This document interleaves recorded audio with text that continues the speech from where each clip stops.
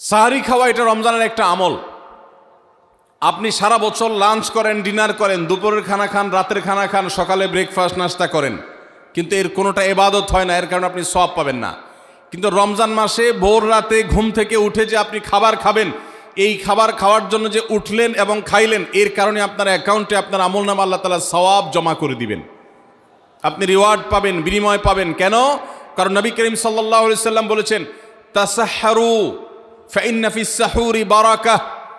তোমরা সাহারির খাবার খাবে ভোর রাতে, রোজার মাসে রোজা রাখতে গিয়ে সাহারির খাবার খাবে। কেন? কারণ সাহারির যে খানা, এই খানাতে আল্লাহ তাআলা বরকত রেখেছেন। এই খানা খাইলে তার জন্য আমাদের স্পিরিচুয়াল, আধ্যাত্মিক বিভিন্ন রকমের উপকারিতা আল্লাহ তাআলা এর মধ্যে নিহিত রেখেছেন। এর মধ্যে খাদ্য শক্তি আছে, আমাদের এনার্জি হবে শরীরে, রোজা রাখতে সহজ হবে। এর পাশাপাশি সাহারির খাবারে আলাদা একটা বরকত আছে, শেফা, বহুবিধ উপকারিতা আমাদের শরীরের, আমাদের মনের জন্য আল্লাহ তাআলা রেখেছেন। এই জন্য সাহারি খাওয়াটা আলাদা একটা ইবাদত। যদি আপনার সন্ধ্যা রাত্রে বেশি খাওয়া হয়ে যায়, সাহারিতে খানা খাওয়ার মতো মুড না থাকে, অন্তত এক ঢোক পানি, একটা খেজুর, সামান্য কিছু খেয়ে হলেও আপনি সাহারি খাবেন এবং তাতে আপনি সওয়াব পাবেন। কোনো কারণে যদি সাহারি খেতে না পারেন, রাতে উঠতে পারেন নাই, অ্যালার্ম বাজছে কিন্তু শুনেন নাই, উঠে দেখেন ফজরের আজান হয়ে গেছে, তাহলে ওই দিনের রোজা কি হবে নাকি হবে না? হবে। মাশাআল্লাহ, বগুড়া মানুষ মাসালা জানে, দেখা যায় রোজা হয়ে যাবে ইনশাআল্লাহ। কারণ এই সাহারি খাওয়াটা ফরজও না, ওয়াজিবও না, এটা সুন্নত। সুন্নত ছুটে গেলে ইবাদত হয় না, ব্যাপারটা সেরকম না। সাহারি তো খাবো ঠিক আছে, কিন্তু সেটা শেষ সময়ে খাওয়া, দেরিতে খাওয়া। সাহারি কি আগে খাবেন না শেষের দিকে খাবেন? শেষের দিকে। কেন? কারণ নবী করিম সাল্লাল্লাহু আলাইহি সাল্লাম বলেছেন, লা ইয়াজালুন নাসু বিখাইরিন মা আজ্জালুল ফুতুর ওয়া আখারুস সাহুর। এই উম্মত, মুসলিম জাতি ততদিন পর্যন্ত কল্যাণের উপর প্রতিষ্ঠিত থাকবে, তারা কল্যাণকে স্পর্শ করতে পারবে যতদিন পর্যন্ত তারা সাহারি তাড়াতাড়ি খাবে না দেরিতে খাবে? দেরিতে খাবে। আর ইফতার তাড়াতাড়ি করবে। তাহলে সাহারি দেরিতে খাওয়া হলো সুন্নত। আমাদের দেশে গ্রামে অনেক মুরব্বীরা এখনো আছেন, রাত 12টা, 1টা, 2টা বাজে সাহারি খেয়ে শুয়ে থাকেন। তারা চিন্তা করেন পরে খাইতে গেলে আবার বর্ডার ক্রস হয়ে যায় কিনা, সীমা লঙ্ঘন হয়ে যায় কিনা, রিস্ক নেওয়ার দরকার কি, এই জন্য 12টার সময় খেয়ে রাখি। এটার কারণে সাহারি খাওয়ার সওয়াব পাবেন ঠিকই, কিন্তু দেরিতে সাহারি খাওয়ার যে সুন্নত, সেই সুন্নত আদায় হবে না। এই জন্য দেরিতে খাবেন। দেরিতে খাওয়ার মানে আবার এরকম দেরি না যে আপনি আর মুয়াজ্জিন সাহেব দুজন কম্পিটিশন করছেন, আপনার হাতে খাবারের প্লেট আর মুয়াজ্জিনের হাতে মাইক, আপনি আগে শেষ করেন আর মুয়াজ্জিন আগে আজান দিবে, কম্পিটিশন চলছে। এত দেরি করে একেবারে লাস্ট মিনিট পর্যন্ত খাওয়া সুন্নত নয়। কথা কি বুঝাতে পারছি? কয়েক মিনিটের গ্যাপ রেখে তারপরে খাবার শেষ করবেন। কারণ নবী করিম সাল্লাল্লাহু আলাইহি সাল্লাম সাহারি খেয়ে শেষ করে ফজর নামাজ শুরু করতেন, এর মধ্যে 50টা আয়াত পড়ার মতো গ্যাপ রাখতেন, অর্থাৎ প্রায় 10 মিনিটের মতো একটা গ্যাপ থাকতো। এই জন্য আমরা একটা গ্যাপ রেখে তারপর সাহারি শেষ করব। অর্থাৎ ফজরের আজান যদি হয় উদাহরণস্বরূপ 5:25 বা 30, তাহলে আমরা 2-4 মিনিট আগে সাহারি খেয়ে শেষ করবো ইনশাআল্লাহ। তাহলে সাহারি দেরি করে খাওয়া, শেষের দিকে খাওয়াটা সুন্নত। আল্লাহ আমাদেরকে আমল করার তৌফিক দান করুন। রমজান মাসে সাহারির নামে একটা নতুন নাটক শুরু হয়েছে এদেশে, সেটার নাম হলো সাহারি পার্টি। আপনারা শুনেছেন? বিশেষ করে শহরের ছেলেফেলেরা, ইউ পোলাপান, তারা আজকাল ভোর রাতে বন্ধু বান্ধব সহ রেস্টুরেন্টে গিয়া সাহারি পার্টির আড্ডা বাইর করছে। শয়তানি এবং ফাইজলামির আর কোনো জায়গা নাই, সাহারির জন্য পার্টি বাইর করছে, তাও আবার ছেলে মেয়ে একসাথে মিলেমিশে।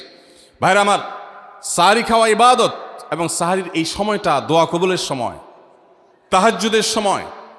আল্লাহ তাআলা দুনিয়ার আকাশ থেকে ডেকে ডেকে বান্দাকে ক্ষমা করেন। এই সময়টাতে আড্ডাবাজি করা, এটা হতভাগা ছাড়া আর কারোর কোনো কাজ হতে পারে না। তাহলে রমজান মাসের রোজা রাখা এটা শুধু ফরজ না, মৌলিক ফরজ। নবী করিম সাল্লাল্লাহু আলাইহি সাল্লাম বলেছেন, যদি কেউ জীবনে একটি রোজাও শরিয়া গ্রাহ্য ওজর ছাড়া কেউ যদি ভঙ্গ করে, রোজা না রাখে, রমজানের পরে যদি সে সারা জীবনও রোজা রাখে, দায়মুক্ত হয়তো হয়ে যাবে। সে কাজা আদায় করেছে, কাফারা আদায় করেছে, দায়মুক্ত হয়তো হয়ে যাবে, কিন্তু রমজানের একটা রোজা রেখে আল্লাহর কাছে যে পরিমাণ মর্যাদার অধিকারী হওয়ার কথা, সারা জীবন রোজা রেখেও রমজানের ওই একটা রোজার ক্ষতিপূরণ করা সম্ভব নয়। এই জন্য সবাই রমজান মাসে ফরজ রোজা রাখবো তো ইনশাআল্লাহ। সকল প্রাপ্তবয়স্ক সুস্থ ইমানদারের জন্য রমজানের রোজা রাখা ফরজ। ভাইরা আমার, পৃথিবীতে আজ অনেক বিজ্ঞানী রোজা বা ফাস্টিংয়ের উপরে গবেষণা করে অনেক বড় বড় পদক, অনেক বড় বড় পুরস্কার জিতেছে। এখন ডাক্তাররাও আমাদেরকে বলে যে একটা সময় আমরা যেন ফাস্টিং করি, একটা সময় আমরা যেন না খেয়ে থাকি, এটা আমাদের স্বাস্থ্যের জন্য ভালো। নবী সাল্লাল্লাহু আলাইহি সাল্লাম সেই ১৫০০ বছর আগে আল্লাহর দেয়া বিধান আমাদেরকে জানিয়েছেন। রমজানে পুরো মাস রোজা, শাবানে মুহররমে বেশি বেশি নফল রোজা, সোমবার বৃহস্পতিবার সাপ্তাহিক রোজা, চাঁদের ১৩, ১৪, ১৫ আইয়ামে বীজের মাসিক রোজা। নিয়মিতভাবে এই রোজা, এই সিয়ামগুলো যদি পালন করি আমরা, তাহলে আল্লাহর সন্তুষ্টি এবং জান্নাত লাভ যেমন হবে, ঠিক একইভাবে আমরা দুনিয়াতে সুস্থ সবল থাকতে পারবো। আমাদের শরীরে অতিরিক্ত যে চর্বি তৈরি হয়, বিশেষ করে আজকের বিশ্ব বাস্তবতায়, এই চর্বিগুলোকে বার্ন করার জন্য রোজার কোনো বিকল্প নাই। যদিও চর্বি বার্নের উদ্দেশ্যে রোজা রাখলে সে রোজা রোজা নয়। আমাদের উদ্দেশ্য হবে আল্লাহর সন্তুষ্টি অর্জন, পাশাপাশি পার্থিব উপকারিতা এমনি পেয়ে যাব। আল্লাহ আমাদের সবাইকে রমজান রোজা রাখার তৌফিক দান করুন। ভাইরা আমার, নবী করিম সাল্লাল্লাহু আলাইহি ওয়াসাল্লাম তিনি বলেছেন, যে ব্যক্তি রমজানে ঈমান এবং ইখলাসের সাথে আল্লাহকে খুশি করবার জন্য রমজান রোজা রাখবে, আল্লাহ তার পূর্বের সমস্ত গুনাহ মাফ করে দিবেন। অনেক যুবক আছেন গ্যাস্ট্রিকের অজুহাতে, অনেকে আছেন প্লাস্টিকের অজুহাতে রোজা রাখেন না। কারো গ্যাস্ট্রিক, কারো প্লাস্টিক। সামান্য একটু রোজা রাখতে যে যুবক পারে না, সে নিজেকে মুসলিম দাবি করে কোন মুখে? মাত্র 12-14 ঘন্টা যে না খেয়ে থাকার মতো চ্যালেঞ্জ নিতে পারে না, সে আবার কিসের মুসলমান দাবি করে নিজেকে? এই জন্য ভাইরা সবাই রোজা রাখবো তো ইনশাআল্লাহ। বাসা বাড়িতে বাচ্চাদেরকে কৈশোর বয়স থেকে তাদেরকে রোজা রাখতে শেখাবেন।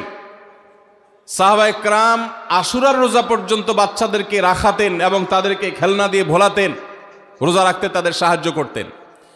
আজ এমন এক প্রজন্ম আমরা গড়ে তুলছি, যেই প্রজন্ম শুধু ভোগ শিখেছে, ত্যাগ শিখে নাই। বাচ্চা কাচ্চাদেরকে দেখবেন মা বাপ বড় বড় মোবাইল, স্মার্টফোন তাদের হাতে তুলে দিচ্ছেন। তারা মুখ দিয়ে কোনো কথা বললেই সেটা নেওয়ার জন্য, কেনার জন্য বাপ মা অস্থির ব্যাকুল হয়ে যাচ্ছেন। তাদেরকে সংগ্রাম, ত্যাগ, চ্যালেঞ্জ নেওয়া, এগুলো তাদেরকে শেখাচ্ছেন না। মনে রাখবেন, ভোগ করতে কোনো যোগ্যতার দরকার হয় না, ত্যাগ করতে যোগ্যতার দরকার হয়। ভোগ করতে সবাই পারে, ত্যাগ করতে সবাই পারে না। এই জন্য সন্তানকে ভোগ নয়, ত্যাগ শেখাতে হবে। আল্লাহ আমাদেরকে তৌফিক দান করুন। আপনার বাচ্চা যদি রোজা রাখা শিখে, শখ করে রোজা রাখে, তাকে বাধা দিবেন না, তাকে রোজা রাখতে দিবেন। কারণ সে রোজা রাখার মধ্য দিয়ে গরিব অভাবী মানুষের কষ্ট অনুভব করবে, ফিল করবে। সে রোজা রাখার মধ্য দিয়ে আল্লাহর নৈকট্যের ফিলিংস তার মধ্যে আসবে, ইসলামী সংস্কৃতিকে সে অনুভব করবে, আঁচ করবে। এই জন্য সন্তানকে কৈশোর বয়স থেকেই, কিশোর বয়স থেকেই তাকে রোজা রাখতে সাহায্য করবেন ইনশাআল্লাহ। ঠিক আছে না ভাই? বাচ্চাদের প্রথম হয়তো রোজা অর্ধেক রাখবে, দুপুরে ভেঙে ফেলবে, এরপর না হয় বিকাল পর্যন্ত রাখবে, এরপর না হয় সন্ধ্যা পর্যন্ত রাখবে, কিন্তু অভ্যাস তাকে গড়ে তুলতে হবে। আল্লাহ আমাদেরকে তৌফিক দান করুন। ভাইরা আমার, তাহলে রমজানের প্রধান আমলে রোজা রাখা। এই রোজা ইচ্ছাকৃত শরিয়া গ্রাহ্য ওজর ছাড়া ভাঙা জায়েজ নাই, হারাম। যদি কেউ ভাঙে অথবা না রাখে সে ফাসিক। অতএব এই রোজার চর্চা আমাদের করতে হবে। আল্লাহ আমাদের সবাইকে তৌফিক দান করুন। রাতে কি আদায় করা ভাই? তারাবির নামাজ আদায় করা কি ফরজ না নফল? ফরজ না সুন্নত?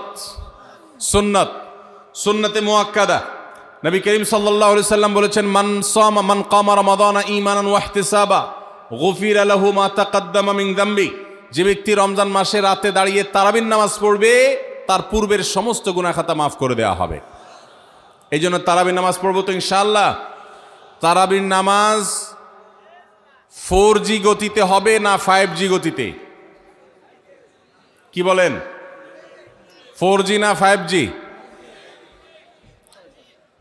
ভাইরা আমার, সব কিছুতে গতি ভালো না, সব কিছুতে গতি ভালো না।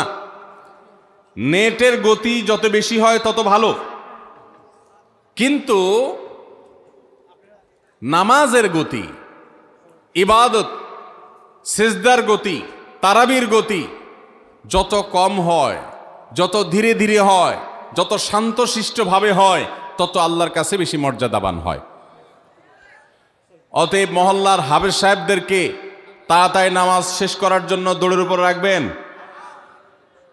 ক্রিকেট খেলা আছে হুজুর, আজকে একটু খেয়াল রাখেন, বলবেন। ভাইরা আমার, আমরা তারাবির নামাজের কথা যখন স্মৃতিতে, কল্পনায় আমরা ভাবি, তখন আমাদের স্মৃতিতে তুফান মিল মার্কা একটা নামাজ ভেসে উঠে, ঠিক না বেঠিক?